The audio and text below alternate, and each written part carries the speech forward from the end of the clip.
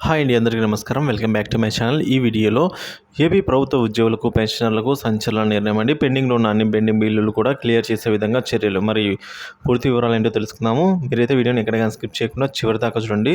అలాగే వీడియోకి ఒక లైక్ చేయండి. సో ఆలస్యం చేయకుండా వివరాలకి అయితే వెళ్ళిపోదాం ఫ్రెండ్స్. సో ఉద్యోగులు, పెన్షనర్లు పెట్టుకుంటే ఇలా ఇలా పెట్టుకుంటే ఇలాగే కొట్టుకుపోతారు అనైతే అంటున్నారండి. సో ఉద్యోగ పెన్షనర్స్తో పెట్టుకుంటే కనుక ఇలా కొట్టుకుపోవాల్సిందే. ఏపీ పెన్షనర్స్ అసోసియేషన్ చెప్తుంది. సో ఉద్యోగ పెన్షనర్లను తక్కువ అంచనా వేస్తే ఏ సర్కారైనా జగన్ ప్రభుత్వం లాగా కొట్టుకుపోవాల్సిందే అని హైదరాబాద్లో స్థిరపడిన ఏపీ పెన్షనర్లు హెచ్చరించారు. ఆంధ్రప్రదేశ్లో నూతన ప్రభుత్వం ఏర్పడనున్న సందర్భంగా శుక్రవారం వాళ్ళైతే తెదేపా అధినేత చంద్రబాబు, జనసేనాని పవన్ కళ్యాణ్, భాజపా రాష్ట్ర అధ్యక్షురాలు పురంధరేశ్వరులకు వారు అయితే శుభాకాంక్షలు తెలిపారు. ఏపీ పెన్షనర్స్ అసోసియేషన్ ఆధ్వర్యంలో సోమవారం సోమాజిగూడ ప్రెస్ క్లబ్లో కేక్ కట్ చేశారు. అసోసియేషన్ గౌరవ అధ్యక్షుడు, all India state pensioners federation మాజీ ప్రధాన కార్యదర్శి జి పూర్ణచంద్రరావు, అసోసియేషన్ ప్రధాన కార్యదర్శి టిఎంబి బుచ్చిరాజు తదితరులు మాట్లాడుతూ, ఇటీవల ఏపీలో జరిగిన ఎన్నికల్లో పెన్షనర్లు 54 లక్షల ఓట్లను ప్రభావితం చేశారన్నారు. సో ఎన్నికలకు ముందే తమ డిమాండ్లను చంద్రబాబు దృష్టికి తీసుకెళ్లగా సానుకూలంగా స్పందించారని తెలిపారు. సమావేశంలో అసోసియేషన్ సలహాదారు కేఎస్ఆర్ ఆంజనేయులు, సచివాలయ ఉద్యోగ సంఘం మాజీ అధ్యక్షుడు గురవయ్య తదితరులు నేతలు అయితే పాల్గొనడం జరిగిందండి. సో ఈ విధంగా ఉపాధ్యాయుల సమస్యలు పరిష్కరించాలి అని ఎమ్మెల్సీ రఘువర్మ గారు అయితే అడిగారు. ఉపాధ్యాయుల సమస్యలు పరిష్కరించడానికి కొత్త ప్రభుత్వం చర్యలు తీసుకోవాలని ఎమ్మెల్సీ పాలకపాటి రఘువర్మ కోరారండి.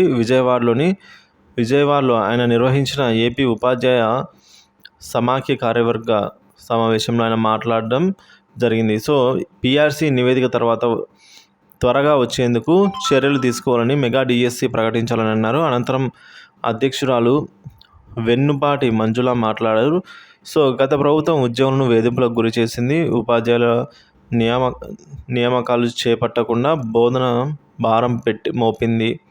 సో మరి పాఠశాలల విలీనం ప్రక్రియతో ప్రాథమిక బడుల ఊపిరి తీసేసింది.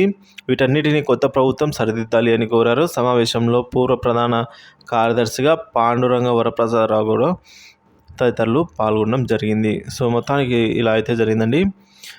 సో పెన్షనర్స్ ఉద్యోగులతో పెట్టుకుంటే ఎవరైనా జగన్ ప్రభుత్వం లాగే కొట్టుకుపోతారు అని అయితే వారు క్లియర్ కట్గా చెప్పేశారు. సో అలాగే 54 లక్షల ఓట్లను ఒక పెన్షనర్సే ప్రభావితం చేశారు ఆ రాష్ట్ర వ్యాప్తంగా చూసుకుంటే. సో ఒక పార్టీ గెలిపోవడంను డిసైడ్ చేసే ఫ్యాక్టర్ ఈ పెన్షనర్స్ దగ్గర ఉంది అని అయితే మనకు నిరూపించారు మరోసారి వీరంతా కూడా.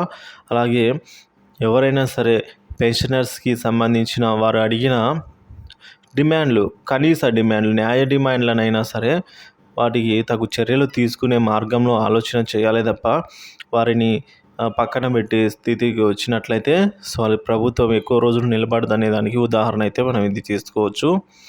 సో హైదరాబాద్లో స్థిరపడిన ఏపీ పెన్షనర్స్ ఈ విధంగా హెచ్చరించారండి.